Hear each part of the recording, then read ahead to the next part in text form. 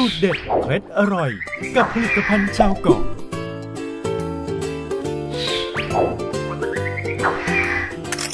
สูตรเด็ดเคล็ดอร่อยในวันนี้มีวิธีการทำเมนูแสนอร่อยมาฝากกันเชื่อว่าข้าวผัดแบบธรรมดานั้นคุณผู้ชมอาจจะเคยได้ชิมกันมาบ่อยแล้วแต่ในวันนี้เราจะสร้างความพิเศษให้กับเมนูของเราด้วยน้ำกะทิครับ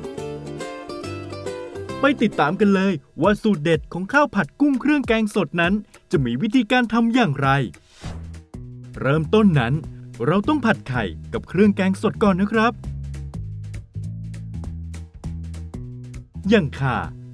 ตะไคร้หอมแดงและพริกขี้หนูสวนผัดจนมีกลิ่นหอมเลยนะครับจากนั้นเราก็เติมข้าวสวยผัดให้เข้ากันสักพักก็ใส่กุ้งลวกสุกตามลงไปเสร็จแล้วก็มาปรุงรสด้วยซีอิ๊วขาวพริกไทยป่นน้ำตาลทรายและซอสหอยนางรม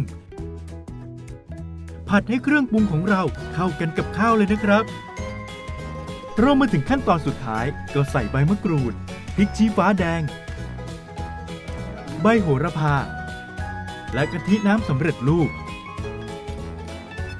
สูตรเด็ดเคล็ดไม่ลับที่เรานำมาฝากกันในวันนี้เติมน้ำกะทิเพิ่มความอร่อยให้กับเมนูข้าวผัดกุ้งเครื่องแกงสดครับ